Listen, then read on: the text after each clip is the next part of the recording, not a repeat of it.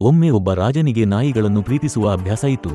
ಅವನು ತನ್ನ ಅರಮನೆಯಲ್ಲಿ ಹಲವು ನಾಯಿಗಳನ್ನು ಸಾಕುತ್ತಾ ಅವುಗಳ ಬಗ್ಗೆ ತುಂಬಾ ಕಾಳಜಿ ವಹಿಸುತ್ತಿದ್ದ.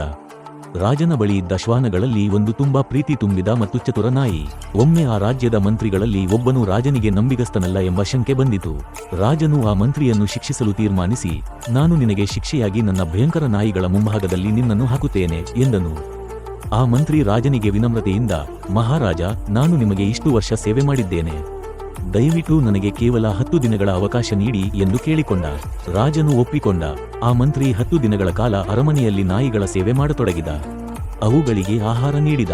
10 ದಿನಗಳ ನಂತರ ರಾಜನು ಆ ಮಂತ್ರಿಯನ್ನು ಕ್ರೂರ ನಾಯಿಗಳ ಮುಂದೆ ಎಸೆಯಲು ಆದೇಶಿಸಿದ. ಆದರೆ ಅದ್ಭುತವಾದದ್ದು ಏನೆಂದರೆ, ಆ ನಾಯಿಗಳು ಆ ಮಂತ್ರಿಗೆ ಯಾವುದೇ ಹಾನಿ ಮಾಡಲಿಲ್ಲ. ಅವು ಬದಲಿಗೆ ಮಂತ್ರಿಯನ್ನು ಸ್ನೇಹದಿಂದ ನಕ್ಕುತ್ತಾ ಮುದ್ದಾಡಲು ಆರಂಭಿಸಿದವು. ಇದನ್ನು ನೋಡಿ ರಾಜ ಆಶ್ಚರ್ಯಗೊಂಡ. ನೀನು ಏನು ಮಾಡಿದೆಯೋ ಎಂದು ಕೇಳಿದ. ಮಂತ್ರಿ ಉತ್ತರಿಸಿದ, ಮಹಾರಾಜ, ನಾನು ಕೇವಲ 10 ದಿನಗಳ ಕಾಲ ಈ ನಾಯಿಗಳನ್ನು ಪ್ರೀತಿಯಿಂದ ಪೋಷಿಸಿದ್ದೇನೆ, ಆದರೆ ಅವು ಅದನ್ನು ಮರೆಯಲಿಲ್ಲ. ನಾನು ನಿಮಗೆ ಇಷ್ಟು ವರ್ಷಗಳು ಸೇವೆ ಮಾಡಿದ್ದೇನೆ, ಆದರೆ ನೀವು ಅದನ್ನು ಮರೆತಿದ್ದೀರಿ. ರಾಜನಿಗೆ ತನ್ನ ತಪ್ಪು ತಿಳಿಯಿತು. ಅವನು ಮಂತ್ರಿಯನ್ನು ಕ್ಷಮಿಸಿ ಮುಂದೆ ಯಾವ ವ್ಯಕ್ತಿಯೊಡನೆಯೂ ಧೈರ್ಯದಿಂದ ನಡೆದುಕೊಳ್ಳಬೇಕು ಎಂಬ ಪಾಠ ಕಲಿತನು. ನಂಬಿಗಸ್ತತೆಯನ್ನು ಮಾನ್ಯತೆ ಕೊಡಬೇಕು ಮತ್ತು ಒಬ್ಬರ ಸೇವೆಯನ್ನು ಸುಲಭವಾಗಿ ಮರೆಯಬಾರದು ಎಂದು ಈ ಕಥೆಯು ತಿಳಿಸುತ್ತದೆ.